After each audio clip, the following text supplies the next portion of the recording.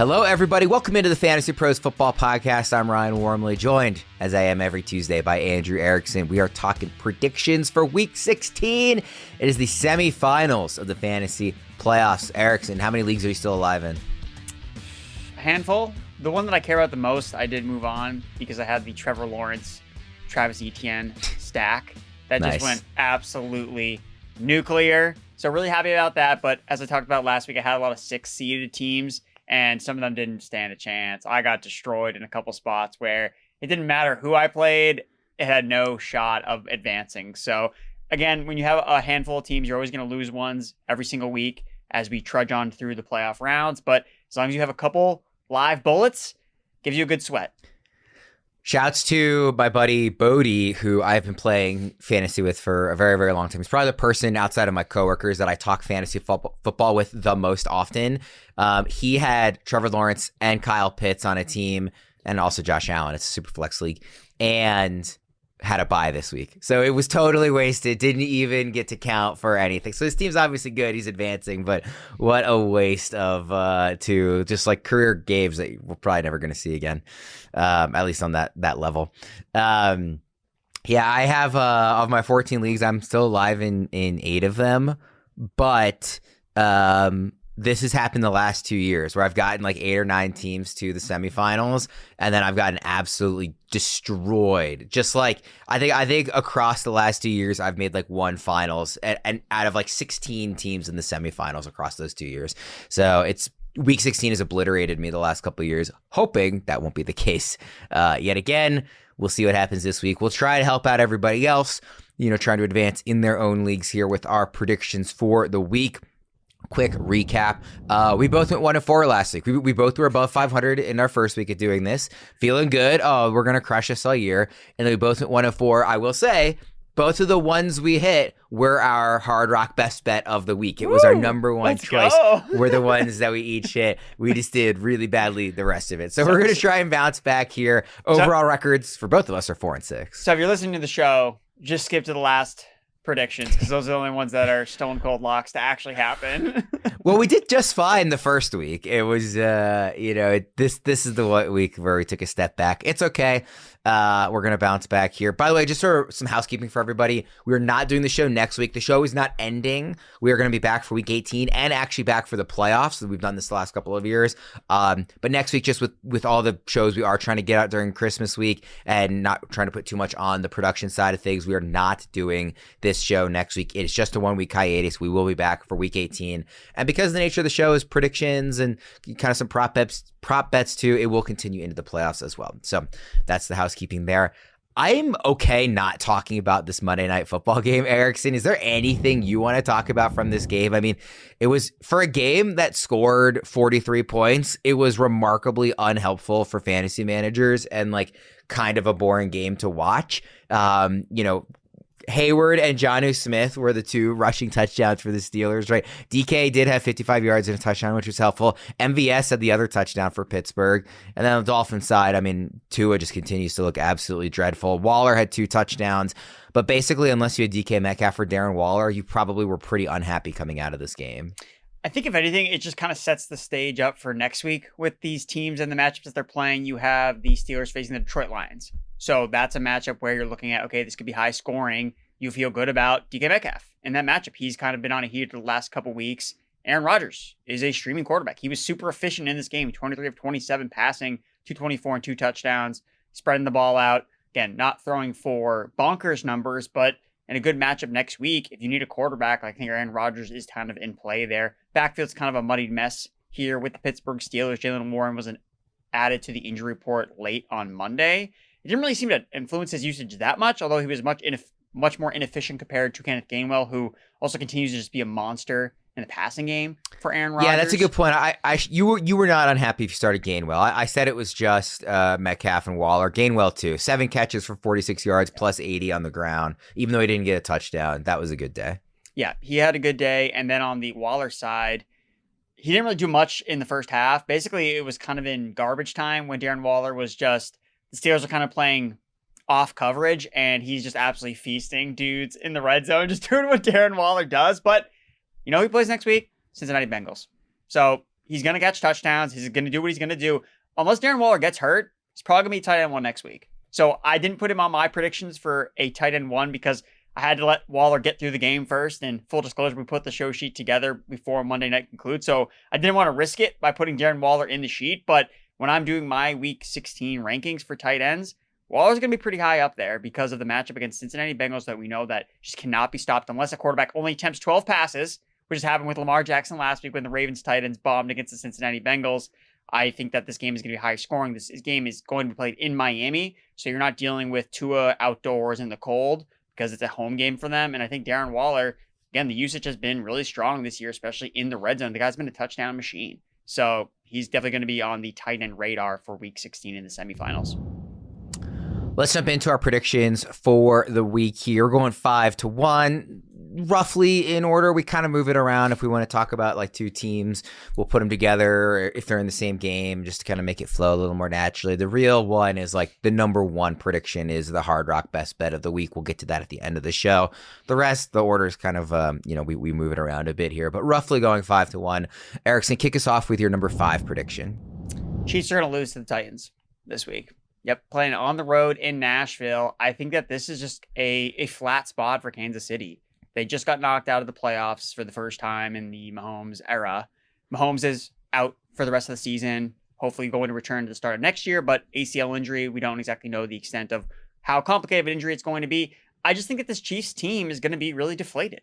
Like, what are they playing for? Again, pride. Like, that's the biggest thing here, and it's still Andy Reid, one of the best head coaches in the NFL and NFL history, and I think that in most cases, he's going to be able to get his guys up for this game. But like the way that Travis Kelce's talked about this year, kind of sounding more defeated than inspired in any capacity. He's bailing Taylor Swift this summer. Like, dude, you got 3 games left that you can't make the play. What's the point here for the Chiefs? Their offensive line is such a mess. And Jeffrey Simmons, the Titans defensive tackle, the dude has been on a heater the last couple of weeks. He's played like a man possessed. Like he's wreaking havoc on the interior of offensive lines. And I think that's a big problem for the Kansas City Chiefs. Mahomes last week was pressured on nearly 50% of his dropbacks against the Chargers, second highest pressure rate of the season. I know that Minshew can make plays with his legs, but I think that this game is going to be much closer than the spread would suggest. I think the Chiefs are just kind of getting the benefit of the doubt. Oh, well, it's the Chiefs, and the Titans have been terrible all year, so we're going to make the Chiefs the favorites in this game.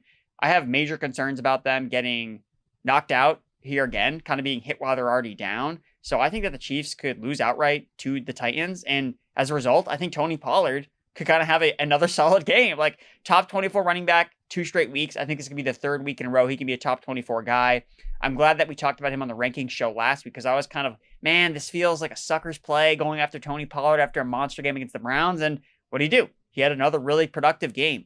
20 touches per game over the last 2 weeks. He's gone over his rushing yard prop in 3 straight games. So I like Tony Pollard to play pretty productively in this game here against the Chiefs. I know it's a tough defense, but last 3 games that they've given up allowed over 58 rushing yards to that lead running back. So Tony Pollard's rushing yards prop, it's at 51.5 yards for this week.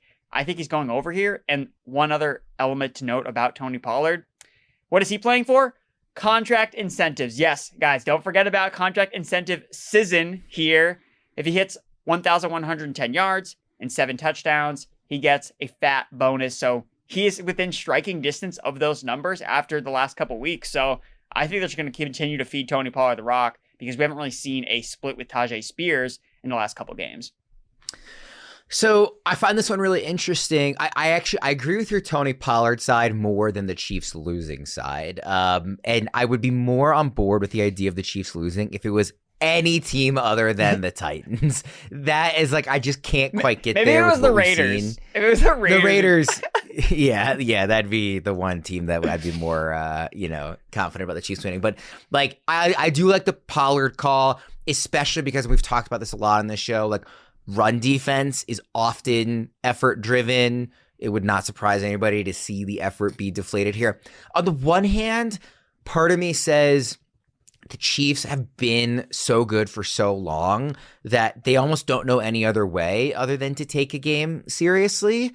But the other part of me is like, I think it will be maybe even a bit of a relief to kind of finally not have to take a game seriously. Like, they've played so much extra football just in January alone over the last several years. They've basically played an extra like season over anybody else in the Mahomes era. And I think a lot of these guys are probably tired. I'm not saying this is like why they didn't make the playoffs or anything. Like it's not even a referendum on how they are as the quality of a team. But I just think it's like, it is probably a mental and physical burden to always be striving for this historic greatness, to always be playing extra football late into the year.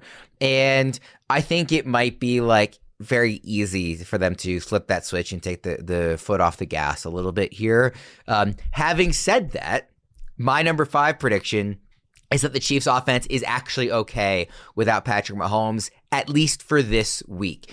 And part of that is because I do think we are likely at one of these next 3 games, we're getting a really fun Gardner Minshew game. I'm telling you right now, we might not be the best at predicting when it happens. We are getting a great Gardner Minshew game, or at least a very fun Gardner Minshew game in one of these next 3 games. And I think there's a chance it could happen this week because everybody is burying the Chiefs. Everybody is just like throwing dirt on the grave. You know, we had some fun, like it was kind of weird celebrating that they were out of the playoffs because it was coupled with this really unfortunate injury that nobody's happy to see. But injury aside, it is very refreshing that the Chiefs are not going to be in the playoffs. It was very much like a ding dong, the witch is dead type of feeling on Twitter when that was official. And I think that it is going to be like a surprise bounce back from the Chiefs offense where it's like, no, like we are still okay. We are still the Kansas City Chiefs. We have a sense of pride. And again, this is a really bad Titans team. I know Simmons has been playing really well as of late, but by and large, this is not a good team. Gardner Minshew is a pretty good backup. So I think the offense is going to actually be okay without Mahomes. I don't think it's going to fall apart for this week at least. And I'm going with Travis Kelce anytime touchdown. I think it's extraordinarily likely these are the last 3 games of Travis Kelce's career. So I wouldn't be surprised if the Chiefs are like, hey, we're not playing for anything. Let's just pepper our guy and get him, whatever final stats we can to put the capper on his Hall of Fame career, knowing that this is how it ends and we're not playing for anything. So Kelce anytime touchdown is my prop here. I agree with you that I don't think that the offense really falls off. I shouldn't say really falls off. Again, you're losing Patrick Mahomes. There is a downgrade that you have to account for, especially based on the environmental factors he was playing with behind the offensive line. It's been a mess all season. But the thing is, when you see these backup quarterbacks come into play, are they into hand the ball off to the running back, or are they just going to throw the ball 50 times? Because we've seen that with Jacoby Brissett, where the guy just throws so much that it doesn't matter who they're paying. He's matchup proof because when you drop back 50 times, you're going to accumulate fantasy points. And that's the thing with the Chiefs offensively with Andy Reid. They have one of the highest, if not the highest, pass rate over expectation. And I would not expect that to change. Like, what's the point of, oh yeah, we got to feed Kareem Hunt? Like, that makes no sense to me. At least get Gardner Minshew. I mean, he's a fun quarterback, like you said. So go back there, sling it, get Rashee Rice involved, get Travis Kelce involved. So I agree with you. I think that I would probably actually lean towards the over in this game. It's really, really low, 37.5 points, because obviously it's the Titans. I like the over. Yeah. But I could see pass where, again, I like Pollard to kind of have a productive game here. If the Chiefs defense lays down in any capacity, just like if the Titans open up to like a big lead, like go up 10-0 with a turnover or something like that, you could see that kind of be deflating for the Chiefs. It's like, oh man, like, are we going to rally back now without our leader? And why? Like, what's the point? We're not going to make the playoffs anyway. So I would agree with you that I think that maybe we do get a little bit more points here than the suppressed total would suggest. I think the over is a great call. And like from a fantasy perspective on the Chiefs side of things, like I'm not going to be sitting Travis Kelce or Rashee Rice just because they're going from Mahomes to Gardner Minshew. And I probably wasn't starting anybody else anyway. Like Hunt is the one that, you would, maybe go a little bit back and forth on.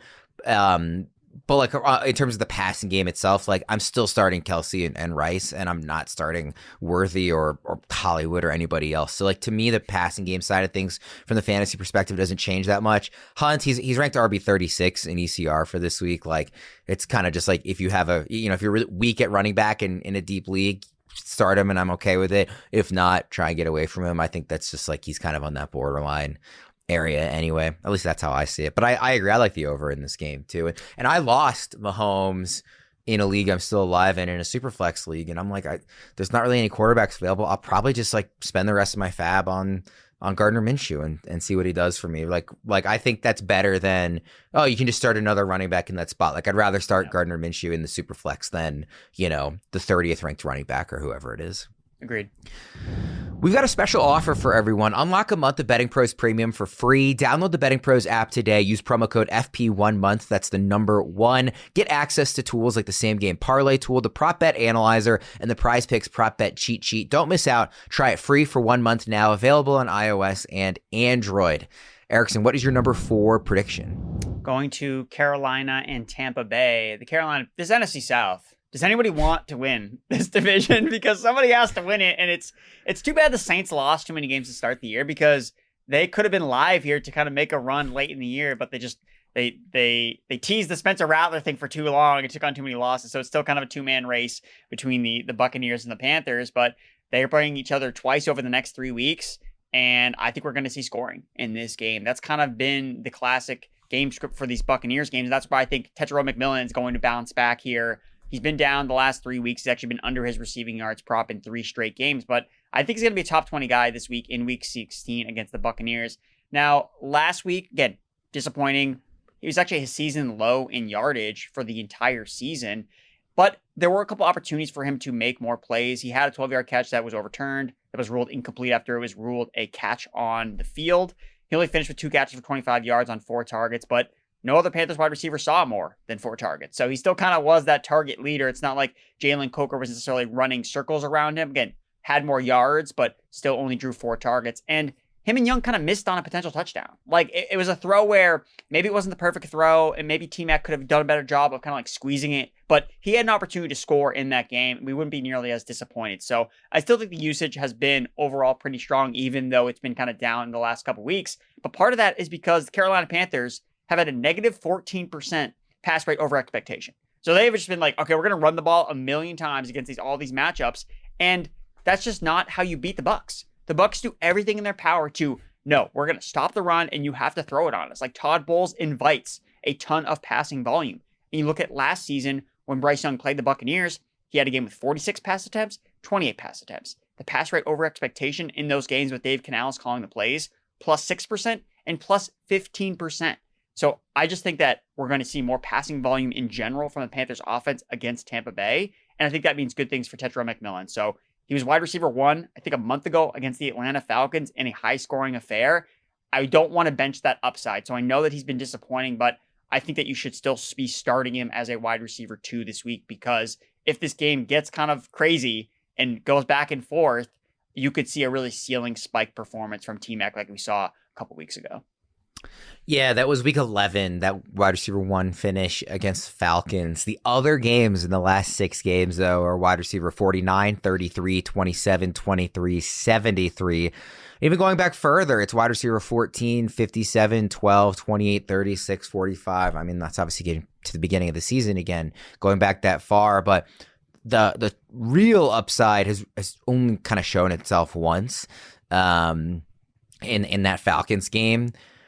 I don't disagree with the call. I find it interesting that he's ranked wide receiver 16 in ECR. It's kind of similar to me what we've been looking at the last few weeks with Emeka Egbuka and Justin Jefferson, where the production has not been there for multiple weeks in a row, and yet they were still getting comfortably ranked inside that top 15 to 20. They are now not. Rankers have finally moved those two down, but it took a while to react to that.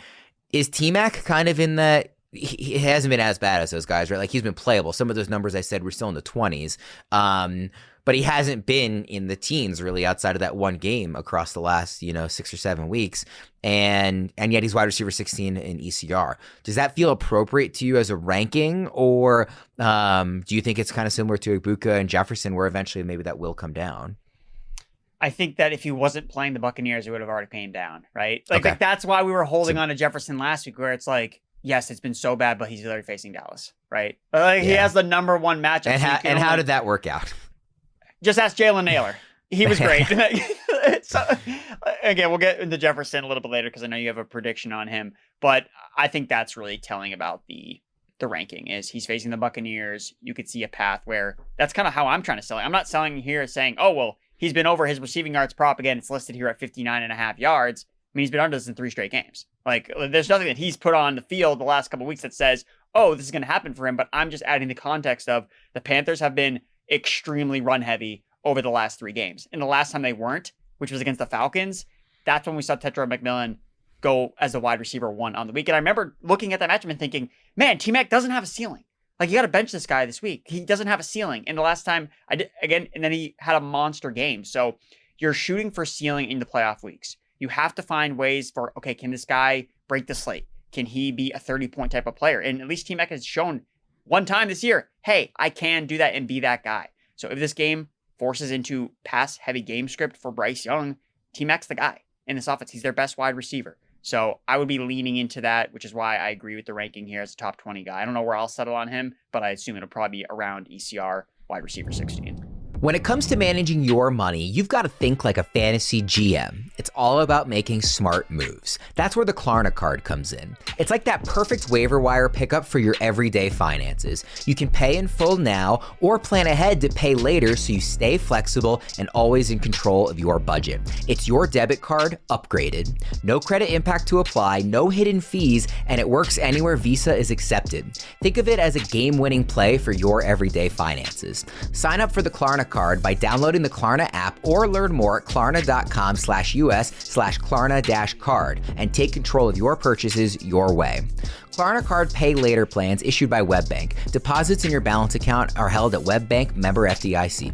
Anywhere Visa is accepted. Certain merchant, product, good, and service restrictions apply. Some merchants do not accept virtual cards. Physical card only included with a paid Klarna membership plan. Speaking of breaking the slate, my prediction here is about a couple of tight ends. Cardinals, Falcons. I'm going to say that it gives us 2 top 5 tight ends. If this was a bold prediction segment, I would say it gives us tight end 1 and tight end 2 for the second straight week coming from these 2 teams. Kyle Pitts and Trey McBride. This is not a bold prediction, so I'll give myself a little bit of leeway here. But I am saying both of these guys get inside the top 5 again. Obviously, like Kyle Pitts was like, I would say the story of the week, but then we had like Trevor Lawrence and Etienne, and like a lot of players kind of became the story of the week. But he certainly was the early story of the week. Pitts, having just a career best game. He had 100 yards and 2 touchdowns in the first half. He ended up with 166, I think it was, and 3 touchdowns over the course of the game. 11 catches on 12 targets, 40.1 fantasy points in half PPR scoring. Just like an awesome game. And by the way, his 3rd straight good game. He didn't have touchdowns in the previous 2, but he had 7 catches for 82 yards in week 13. He had 6 catches for 90 yards in week 14. And then he had this explosion here in week 15. So it's 3 straight weeks inside the top 7 at the position. It's been a long time coming, right? Hoping for this Kyle Pitts breakout. Worth noting, he's still 25 years old. Like at this age, Travis Kelce had barely even broken out yet, or maybe he hadn't done it yet because he was pretty older when he did. I didn't actually go back and look that up, but as I recall, he was in the second half of his 20s when he really broke out. Like, I'm not saying Kyle Pitts is going to become Travis Kelce, but at this position, it would be totally not unheard of for a guy to legitimately take a step forward at this stage in his career. So he's, obviously ranked aggressively this week. And then Trey McBride has just been like, maybe this, like the best pick you could have made in terms of relative to position. Like the advantage he's giving you over other tight ends this year since Jacoby Brissett took over is obscene. And he just, of course, continued it this week. I mean, look, since the bye week, well, I'll go back even further. Since week 6, he has got tight end 2, 3, 6, 1, 1, 3, 2, 13, and 2. So the 13 is the one outlier. Besides that, his worst finish is tight end 6. So he's just been absolutely, insane, rightfully ranked as tight end 1 this week. So McBride and Bowers, I'm saying, are both inside the top 5. Again, I know the nature of the position is that you mean Pitts, not Bowers. I'm sorry. Yes, they're back to back in ECR, and I was reading Bowers' name as I said that. McBride and Pitts. Thank you for correcting me. McBride and Pitts are going to be top 5 again here. Bowers. We will get to him later too. Another tease for the show. Yes. But yeah. What do you? I mean, obviously McBride is not much of a prediction. I'm just including him to make it more of a prediction that they both have to get there. And since they're facing each other in this game, but what do you think about Pitts coming into this one off of his insane week 15? Yeah, so I will start with McBride. I'm going to make a bold prediction because we're not going to be on the show for next week. Week 17, Trey McBride has a better game than Kyle Pitts did last week because he's facing the Bengals. So okay. I talked about Trey McBride ad nauseum in my Beyond the Waiver Wire column early on in the year, when I was looking at the schedule, I'm like, he plays the Bengals in week 17. You might not win your fantasy matchup in the championship if you don't have him on your team. Like that, he might just be the skeleton key where he puts up 50 points and it doesn't matter who else you have on your team. You just win because you have Trey McBride against the Bengals. So that'll be my bold prediction, is that Kyle Pitts has this record-breaking tight end performance that lasts for 2 weeks. And then Trey McBride breaks it 2 weeks later against the Bengals. So classic Kyle Pitts. That's a good one. I want to pose a question to you. So I'm going to lay out some facts and I want to get your response to it because... Can I just quickly, before I move off of McBride, Erickson, point out that I believe on this show about this time last year, you predicted 3 touchdowns from Trey McBride against the Panthers, and then he had like a terrible game. So I just want to point out that your track record with Trey McBride historic performances hasn't quite been there yet. I'm just throwing it out there. I won't be able to live with myself if he gets hurt in that game. Oh my God, just be absolutely terrible. So back to Kyle Pitts. There's a chance Drake London comes back this week.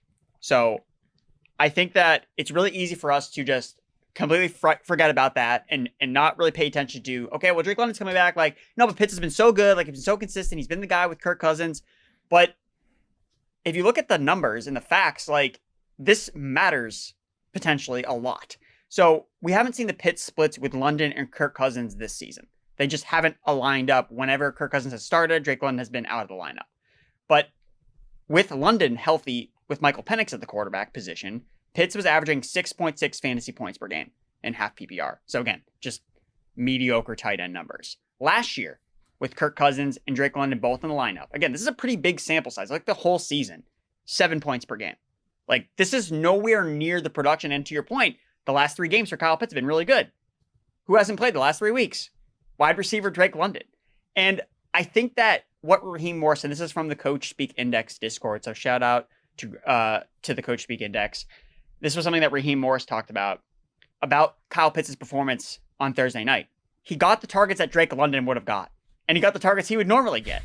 So, like, he was accounting for, okay, like, we basically just doubled his production because our number 1 wide receiver wasn't playing in the game. So we need to, I think, and again, this is really hard for me because I'm not sure this is really actionable, right? Are you going to bench Kyle Pitts? Well, like, no. I don't really see a scenario where you would have the luxury of doing it, but I do feel like we could get the rug kind of pulled out underneath us like we did with Michael Wilson a couple weeks ago when Marvin Harrison Jr. came back. He came back for 1 game. Michael Wilson just disappeared. And then Marvin Harrison missed the next week, and Michael Wilson went back to seeing like 20 targets in the game. So that's just something that I wanted to bring up. Again, I'm not so sure how actionable it is because it's still a good matchup. They're facing the Arizona Cardinals. Again, like, I don't think he's going to see as many targets as Drake London if London plays, but it's very possible that we do see a much suppressed performance from Pitts. And this is actually even funny too. You look at last year, he faced the Buccaneers. He had a really good game last year at Tampa Bay. 4 catches, 91 yards, 2 touchdowns. You know what he did the next week, Worm? He had 1 catch for 11 yards. He does love facing Tampa Bay. So again, I lay all that out. It's all factual. Does it matter?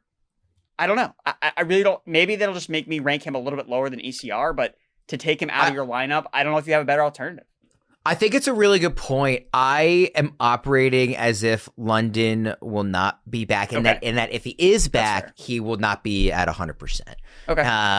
And now, if he is back and he is back enough to be like basically playing at his usual level, then yes, I do think this becomes a lot trickier for me to hit this prediction. I like, part of me is like, the Falcons are not in the playoffs. Why would they rush back like their superstar receiver? But I guess on the other hand, that means if he is back, you would assume that he really is ready to be back, because there's no need to rush him. So I don't know. That will be an interesting thing to pay attention to. I'm not going to change your prediction, obviously, but I think it's a really fair point to bring up. The other part of me, though, is like, and I know Michael Wilson is a point against this because it literally just worked against what I'm about to say, but part of me is like, isn't the toothpaste kind of out of the bottle here? What? Like, how are you going to not give Kyle Pitts 10 targets? Because you got to get Drake London 12. Because you got to get Drake London 12 targets. That's how. Then don't throw it at, like, literally, if Kirk Cousins throws 36 passes, 34 of them should go to either Drake London, Bijan Robinson, or Kyle Pitts. Like, there's just nobody else should touch the ball in the game. All right. It's a fair rebuttal. Let's go to prediction number 3 here. What do you got? Yeah, I didn't mean to rain on your Kyle Pitts parade. No. That's the show. This wouldn't be the first time that he let us down. So. Oh my! I mean, is there any player that's more, Charlie Brown trying to kick the football than Kyle Pitts? I mean, you're not being Lucy here. You're just like explaining to me what Lucy does. Like, yeah. I get that the rug could be pulled out from under this thing. Yeah, exactly. So my prediction 3 here. There will be no rug pulling here. This is a stone cold lock. Omarion Hampton. RB1 season, my Kenneth Walker RB1 season burst into flames last week in all the worst ways. But I feel much better about this one for Omarion Hampton. Facing the Dallas Cowboys, Hampton was in his second game back from injured reserve last week. Still, it was Vidal that was kind of dominating the snaps, 64% to Hampton's 36%. But Hampton's still seeing a lot of volume despite playing on a limited snap share. Led the way with 15 carries for 61 yards. He had a long 26-yard burst. He's had a couple tough matchups since coming back from injured reserve. And also the thing that I kind of wanted to point out about his usage was he's playing more on third downs in the second week back. And he was also seeing more of the red zone touches for the second straight game. So we're starting to see Hampton eat into Vidal's high value touches in the Chargers backfield. It's his third game back. I'm expecting him to see even more volume against the Dallas Cowboys, who, yes, much improved run defense since they got Quinnen Williams. Quinnen Williams had a head injury in the last game against the Minnesota Vikings. There's a chance that he might not play in this game. And I think that if they take him out of that interior, you see the Dallas Cowboys defense from the beginning of the season that was getting destroyed by opposing running backs. So I think that Hampton, you're thinking about him in your lineup like, man, like he really hasn't popped since coming back. He's still splitting touches with Vidal. So I could see people kind of being down on Hampton. But I really think this is a really good spot for him. Still 15 plus touches in back-to-back games. And in the last 2 games, the Chargers with these 2 running backs have leaned more on their run game because of all the injuries on the offensive line. They can't pass protect Justin Herbert, and Justin Herbert's playing with a broken hand. So how do you protect your quarterback, keep him upright? Again, the Chargers want to make a playoff run here. Like, they are in contention, but they can't do it if Herbert gets hurt. The Chargers have a -9 pass rate over expectation the last 2 weeks. Weeks 1 through 13, it was plus 4%. So they are trying to run the ball in neutral game scripts, and that has to do a lot with Omarion Hampton coming back to the lineup. So his rushing prop this week, 47.5 yards. I thought was preposterously low. He's been over this in 5 of 7 games this season, including the last 2 weeks since he came back from injured reserve. So this is one that I like the most that we've talked about so far. I really like it too. When you first put this into the sheet, I was like, okay, that's not like that much going out on a limb here. And then I went to ECR and he's RB23. And I found that to be really surprisingly low. I don't know that I would call it preposterously low because there are, a lot of good running backs. Obviously there's no buys anymore. There's good running backs available. So I'm not saying he should be ranked inside the top 12, but I was expecting him to be ranked in the teens. Like I thought he was going to be inside the top 20. For example, he's 1 spot behind Aaron Jones. I would so much rather start Omarion Hampton than Aaron Jones this week. Jones, I know, is getting the Giants, but like I just think I think Hampton is primed to have a very good week. And you're right, Quinnen Williams getting banged up is a huge difference maker for the Dallas defense. And I really agree. Like I would love to argue this one with you and rain on your parade, but I can't because I think it's a good call. And I was surprised that he was ranked as low as he is. I think this is one I totally agree with. Yeah, I don't really have anything else to say on it. So I'll go to my number 3 prediction here. Speechless. I did my job. Let's go. I wouldn't say speechless as much as like you said everything I would have had to say. Justin Jefferson. I am predicting here that this is the Justin Jefferson game. We finally get him back. I'm calling it top 15-ish. I think we'll know it when we see it, right? Like Justin Jefferson is back, in the fold here. As a great fantasy option, a very startable guy, which he clearly has not been for weeks on end. He's ranked inside the top 24 still. He's wide receiver 23.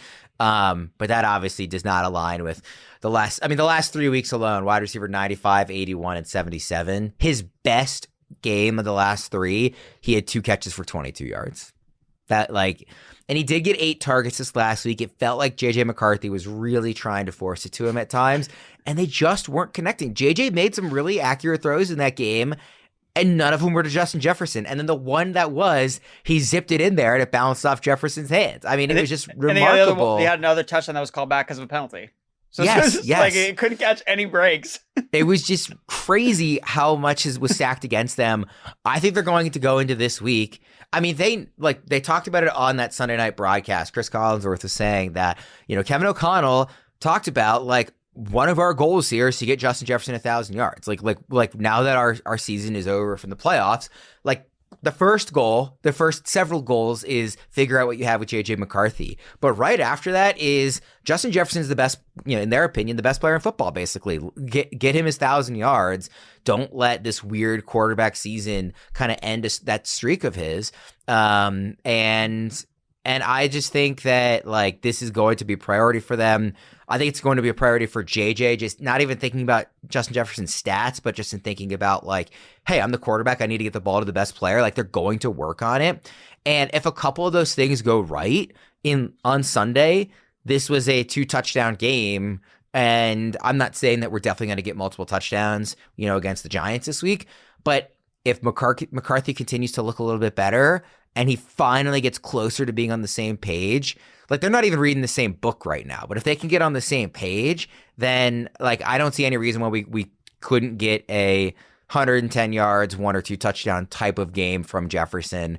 So the prop here obviously is just Jefferson anytime touchdown. I think they finally get it done in the red zone this week. Look, eventually he's going to have one of these big games if he's continuing to see all the high value targets that he's seeing in this offense. That has never been the issue. He's not seeing enough volume. He's seeing all the volume you could ask for, and he's seeing air yards. He's seeing red zone targets, like you pointed out. It was comical how unlucky Jefferson was in the end zone against the Dallas Cowboys, where he just couldn't score. And it's weird how these things work and it usually happens this way, where once everyone gets knocked out of the playoffs that had Jefferson on their team last week, this is the week that he goes off when you're playing in your consolation bracket. So take advantage. Take the overs on Jefferson in the betting market.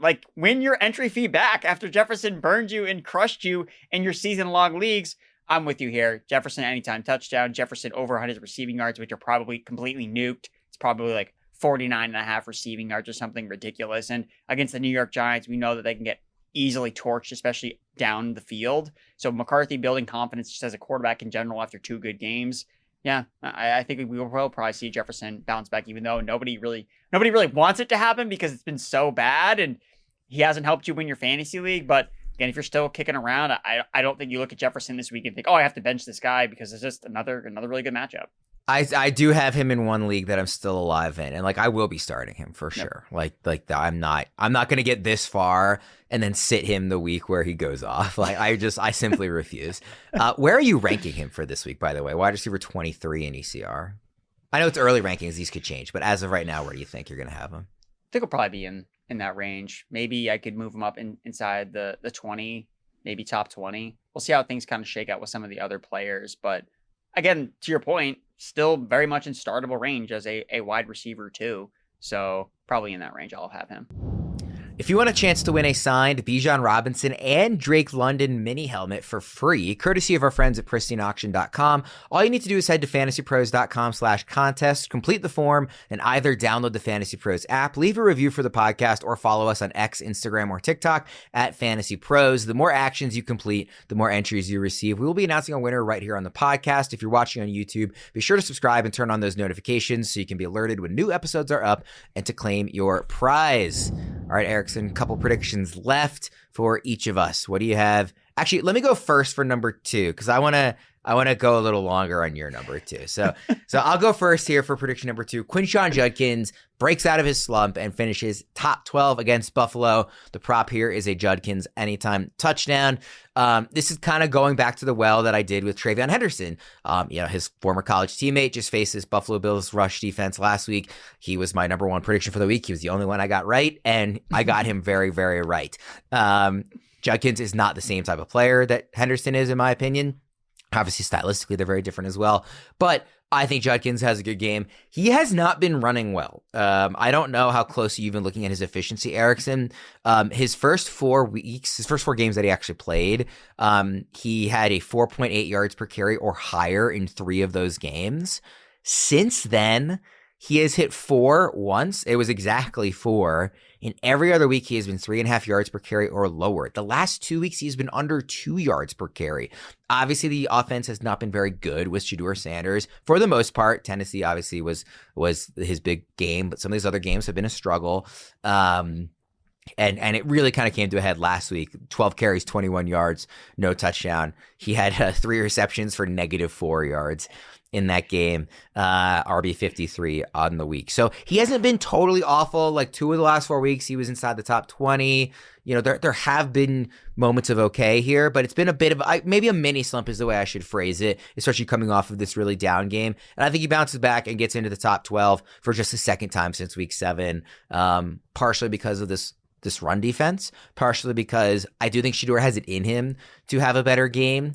Also, Shedeur really loves throwing to Harold Fannin. The Bills are really good at tight ends. They have been for years. So if Fannin becomes less of an option, I wouldn't be surprised if maybe there's like a couple more check down options for Judkins in this one. Just get him a couple extra carries, help out in PPR scoring. So yeah, Judkins breaks out of his slump here is my prediction. What do you think? I really like that angle about the tight end with the Buffalo Bills and how they kind of erase the tight end position. That's something that I always sometimes forget to do, where it's like I lower up a certain player in a bad matchup, but then I forget to boost other players in that same game because, well, who could be a benefit from this player facing a tough matchup positionally? Who could benefit from that? And although it's not like apples to apples with a running back versus a tight end, okay, we're going to feed Judkins significantly more carries because we can't throw the ball to Fan nearly as much. And I will point out too with Judkins, I think a lot of the really bad yards per carry, this Browns offensive line has been like battered with a ton of injuries. Like they've lost significantly starters the last couple weeks. I know Wyatt Teller's been out the last couple weeks. They lost one of their starting center got hurt last week. So if they can get some guys back, even if it's like just even Wyatt Teller, honestly, like we've seen him. I mean, it was probably a couple years ago, but his splits for Nick Chubb when he was in the lineup for the Browns, like it was significantly better. So if maybe they can get a little bit healthier on the offensive line, that would also be a big boost for Judkins. But the volume is not the issue. Like he is seeing as many opportunities that you could hope for. 16 plus RB opportunities, 10 of his last 12 games played. So he's going to touch the Brock at least 15 times in a matchup that is great for running backs. I think he can definitely bounce back after last week. So I do like this one as well. All right, let's see if we can agree on our next game here. You called me out, Erickson, for being a coward and not picking a prediction from Ravens Patriots with our two teams facing each other. The reason I didn't, I will just say for everybody, because yours is here, so we are going to talk about the game. I had done a Ravens prediction both of the first 2 weeks of the show, each of the last two weeks. And I had done Travion Henderson last week. So I felt like I had really kind of done a lot with both the Ravens and the Patriots as of late. And I wanted to mix it up with other teams. It was not cowardice. It was trying to think of what's best for the listeners of the show and to not be too repetitive. But you, of course, stepped up and said, no, it's Worm versus Erickson. We have to talk about Ravens versus Patriots on Sunday Night Football. What do you have for us? Yeah, I mean, we're doing this watch party with the listeners, right? Sunday Night Football, live, Patriots, Ravens. Patriots are going to win this game, obviously. So that'll be my part one of my prediction. But I actually like this angle from the Ravens side with some of these offensive pieces. So I actually think that the Ravens tight ends are going to bounce back in a big way against New England. Isaiah Likely is the guy that I'm kind of circling here. I think he's going to finish as a top 12 option in week 16. Because last week, again, everybody was, at least I can speak for myself. If someone asked me, Isaiah Likely or somebody, Isaiah Likely. Like, he was the guy that I was telling everybody to start last week. So, obviously, very, very disappointing that basically didn't show up at all in the box score against Cincinnati Bengals. A matchup that he had smashed just a couple weeks prior, that every tight end had smashed. And I understand you're frustrated. You don't want to go back to Likely, but the Ravens threw 12 times last week.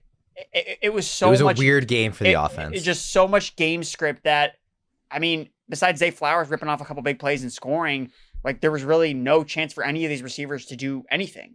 So I think that I'm not going to hold that against Isaiah Likely. He still has more catches than Mark Andrews in the last 3 games, 9-7.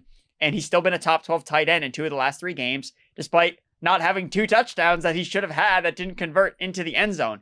And the thing I want to point out about the Patriots, and this is something that I was concerned about with them, just kind of like from a real life perspective, like one of their major flaws as a team is they're terrible in the red zone. They are the worst red zone defense in the NFL, 32nd in touchdown rate allowed. And what have they been giving up in the end zone? Passing touchdowns. 31st in passing touchdown rate allowed this season. Where do we know that Lamar Jackson likes to go in the end zone, in the red zone? It's his tight ends. It's Mark Andrews, it's Isaiah Likely. So at first my prop was Isaiah Likely anytime touchdown, but then I was like, I'm just taking Lamar Jackson to throw for 1.5 passing touchdowns. This is something that he had been basically hitting every single week prior to the season into his injury. And then he just went on this cold streak where he was coming back from the injury, not throwing a lot of touchdowns. But last week he threw 2 touchdowns on 8 completions. So he can be a very hyper efficient quarterback. That's Lamar's bread and butter. And he actually did go over it last week. So I think that continues here. He's going to throw for over 1.5 passing touchdowns. I think we see points in this game. Again, obviously, I'm going to be rooting for my Patriots to come out with the win, but I expect this game to be close. And I expect it to be friendly for fantasy purposes on both sides in the passing game. So that is my prediction for Patriots-Ravens. What say you, Worm? Well, you said at the beginning of that the first part of your prediction was the Patriots winning. Does that mean if the Ravens win, but Likely's top 12, that you are losing this prediction? You are officially making the Patriots winning as a part of it? Yes. I'll do that for people. I'd love to hear it. We should have made our Hard Rock best bet of the week, just like, I think the Ravens will win and you think the Patriots will win. I'm trying to pull up the total here because I hadn't looked it up. Okay, it's at 48. I like the over on that. I think there will be points in this game, to your point. I think Lamar has looked the most like Lamar the last 2 weeks, basically since like the Buffalo game. Like I thought these were and I know they didn't win against the Steelers. It was a very classic Steelers game where he looked okay, but then there were dumb turnovers and Steelers devil magic. But it was a very efficient game because he didn't need to do much. Like his throw to Zay Flowers for the touchdown against the Bengals, I thought was the best throw he's made, since September. It just looked the most like Lamar that I think we've seen since the beginning of the season. Derrick Henry was very efficient. Now the Bengals defense is bad, but I think it's important to remember with this Patriots team that we went into the year saying, like, this is still a very flawed team that if Drake May takes a leap, he can kind of drag some of these players up with him against a very easy schedule. And that's what's happened. He has dragged these players up with him because he has taken an MVP leap forward, but it's come largely against a very easy schedule. And this defense, while statistically is not bad, has not faced a lot of quarterbacks the likes of a healthy Lamar Jackson this season. I think like the fact that they beat the Bills back in week 4 or 5, I think has carried a lot of weight for us legitimizing the Patriots when the rest of their great season, and it has been a really good season. Like obviously I love Drake May. I'm not knocking him, but it's come against a really poor schedule. The Ravens defense is playing well. They're coming off of a shutout. Lamar Jackson is playing definitely better, maybe not his usual MVP self, but definitely better. This is in Baltimore in prime time. I know the Ravens weren't very good on Thanksgiving, but typically they are very good at home in primetime games. I think this is going to be a high-scoring game. Drake May is awesome. I think he can take advantage of this defense. There's some injury stuff in the defense. Chidobe Awuzie might not play. The secondary is getting kind of banged up. They did get our Darius Washington back to help Baltimore. And the Ravens, I think, can run on and throw on this Patriots defense. I actually expect them to score a lot. So I think this game is going to be played in the 50s, and I think the Ravens will win.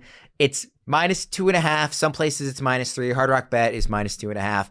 I think lean towards the Ravens laying the points unless if it got to over a field goal, I would take the Patriots easily. I think I would lay the points with the Ravens. I don't feel confidently about that. I do feel confident about the over. I think there will be points in this game. Yeah, that's the best way to bet it, honestly. It's just fun. And that way you don't get a bad beat, a missed field goal at the end of the game when it doesn't even come down to the quarterback, right? Because that's kind of how you feel when you bet on these games. It's which quarterback's going to play better. If both quarterbacks play good, over hits. Bang, bang. Speaking of Hard Rock Bet, today's show is brought to you by our new presenting sponsor, Hard Rock Bet. So it's time for our Hard Rock Best Bets of the Week, presented by Hard Rock Bet. Erickson, what is your Hard Rock Best Bet of the Week? Audric Estime, Saints running back. That's what team he's on, the New Orleans Saints. It's going to The be a flex estimates start. are back. A flex start in week 16. I couldn't not put Audric Estime on the show sheet between Our guy. the estimates because there's a chance that he is the RB1 for the New Orleans Saints this week. So this obviously comes with a caveat that Devin Neal, Alvin Kamara don't play in this game for the New Orleans Saints. Alvin Kamara is still banged up with his MCL injury. It's a lost season for the Saints. I really don't think he's going to come back. Devin Neal got hurt last week with a hamstring injury, didn't play in the entire second half. Still TBD. We haven't gotten really updates about him. I know that Kellen Moore talked to the media, and he didn't really say anything about Devin Neal. But he did talk about Audric Estime and Evan Hull taking advantage of their opportunities in the Saints' backfield. So it was kind of a 50-50 split after Devin Neal got hurt last week. Estime did outtouch Evan Hull and also played a higher percentage of the snaps, 36% to 32%. But the biggest thing with Estime is that on that final drive and even late into the game, they were like peppering him with screen passes. So I think that they are leaning on him as, hey, we like this guy in pass pro. We trust him, and we trust him to make plays in space. And look, you know how I am, Worm. I'm a sucker for Audric Estime. I think it was a really talented guy coming out of Notre Dame. So am I. I thought that if he hadn't just totally butchered his 40-yard dash time, like he would have probably been a much higher draft pick, but somebody gave him really bad advice and said to run the 40, and he just totally butchered it. So that's why his draft stock plummeted. And again, was with Denver as a rookie, spent some time on the Eagles practice squad as well, but bounced around, found a home with Kellen Moore in this Saints backfield that's been hit by injuries. And look, 5'11", 227 pounds, plays with a physical run style. And I think that I'm kind of bearing the lead here with why was I right last week about Travis Etienne? Because he was facing the New York freaking Jets. The Jets, the last 5 running backs they have faced: Achane, RB8, Bijan, RB1, Derrick Henry, RB4, Henderson, RB3, Etienne last week, RB2. Like, you just got to follow the flow chart, guys. Play the running back that's facing the New York Jets, who just fired their defensive coordinator, Steve Wilkes. Maybe it makes them better, maybe it doesn't. I don't think it will. Saints as home favorites, positive game script. I think Estime, if he gets going here, I think he could see north of 20 carries and have a monster game. So someone that you should add off waivers and start in your flex this week in the semifinals. Dare I say, if Drake London plays, could he outscore Kyle Pitts? It might happen, but regardless, I feel good about Estime as a flex this week. I love it. It's a great call. Where are you ranking him, by the way, amongst running backs? He's RB 39 in early ECR, or 38. It's gonna move regardless. We have to wait for it more news will about move on Devin Neal. Look, I'm gonna have him in flex territory, right? Where it's like this guy, he'll probably get the nod over some of these fringier wide receiver plays. Estime or Kareem Hunt? Estime. Yeah, no Kareem Hunt for me. Estime, easy. Okay. The whole time, by the way, that we were talking about him, I just kept thinking like it would be fun if he was on the Patriots and we could do like mix the names and have it Audric Estime, your 2 favorite players. I love Audric Estime. We are the original Audric Estimates. I know we're now Kyle Manon guys, but we are still Estimates at heart. Manon guy let us down. Monunga looked terrible last week too. He let you down big time for sure. Dude, and again, the process was right. I picked the wrong running back, and again, I still had Swift ranked higher than Monunga, but I think they were ranked back to back. So that was an L on my part. But I had the right game script, the right team, just the wrong running back. Not going to go 0-2 2 weeks in a row on our guys. So Audric Estime is going to smash this week, and so guaranteed it's going to be Evan Hall with 2 touchdowns, 150 yards rushing, and I'm going to be wearing the clown mask on week 18 when we come back. Okay, here's my Hard Rock best bet of the week. The Raiders have a better offensive game than last week, but still end up with no startable players in fantasy. They are, of course, going up against the Texans. It is a laughable matchup of that defense versus that offense right now. So the prop angle I'm taking on this is an under on really any Brock Bowers stat, whatever it is. The Raiders implied point total in this game is just ludicrous. They're not going to score. It's I'm not going to predict a shutout because that's crazy. But this is not going to be a game where there are startable fantasy options. I don't expect and basically all that needs to happen for that to be true for me is bad Brock Bowers and bad Ashton Genty, because who else are even really considering in the current state of the offense in this matchup. So yeah, I'm going with no startable players. It's again, better than they were against the Eagles because they had under 100 total yards in that game against the Eagles. 75. Yes, they will have more than 75 yards against the Texans, but I don't know if they're going to score much more. This is going to be really ugly, Erickson. Yeah, I'm not really sure I have much else to add here. Maybe it feel different if the Raiders are playing at home, but it's also on the road, so you're not really dealing with that type of home underdog type of narrative. Pete Carroll's talking about how he says he's not playing for his job, and there's a chance that Geno Smith comes back. And clearly, Geno Smith is an upgrade over Kenny Pickett. So to your point about the prediction being correct, if they do get their starting quarterback back under center, I think that will give a boost to the offense to at least maybe kick a field goal. Bowers or Pitts this week? I think you still got to play Pitts. I can't, man. Yeah, I think it's still Pitts. Yeah. Even with Drake 100% coming back, so... Those were our Hard Rock Best Bets of the week. Today's show is brought to you by our presenting sponsor, Hard Rock Bet. Are you out of your fantasy football playoffs but still want to get in on the Week 16 action? Head over to Hard Rock Bet. They even just launched a brand new For You page, making it easy to bet on your favorite teams, players, and leagues in just a few simple taps. Open the app, go for the For You page, find a bet you like, and then bam, your bet is placed just in time to get back to wrapping presents and enjoy your favorite Christmas movie. Sign up today and bet $5 on any game. If it wins, you also score $150 in bonus bets, a winning bet, plus an extra $150 to bet with. Now that's spreading holiday cheer. Plus, Hard Rock Bet fills your stockings with new promos daily. So whenever you're listening, just open the app and check out what you've got any day of the week. Download the Hard Rock Bet app and make your first deposit. All right, Erickson. What's your favorite Christmas movie? I know it's like cliched at this point. If you count Die Hard, I do love Die Hard. Not in counting that because I know that's like kind of there's a lot that goes into that discussion. Not counting Die Hard. You know that I really liked the old Rankin Bass specials growing up as a kid, like Rudolph the Red-Nosed Reindeer and The Year Without a Santa Claus, like all of that, like The Heat Miser, Snow Miser. Like I'd really enjoyed those as a kid. As an adult, I don't know if I have one that really comes to mind. I like Elf just fine. I'm not one of these like Elf is the greatest Christmas movie of all time people. It's perfectly fine. I don't dislike Will Ferrell. It's not like, holy cow, I love this movie and I have to watch it every year level good for me. And then, there's obviously classics. Like we used to always watch A Christmas Story and Home Alone. But, they didn't really stand out as like, this is the one for me. Do you have an answer? It's Christmas Story for me. Christmas Story. That's my favorite one. I went to that house 2 years ago when I was at the Fantasy Football Expo. A buddy of mine was living in Ohio at the time. He still is there, and I met up with him for lunch like on that Sunday of the expo after the expo was done. And the brewery we went to just so happened to be across the street from the Christmas Story house, and they had like the leg lamp in the window. Did they have the major award? Was it there? It was like what are the? I didn't know this was just like in the middle of Ohio somewhere. I didn't know it was like a thing you could go tour, but it was just happened to be across the street from the brewery we were at, so that was fun.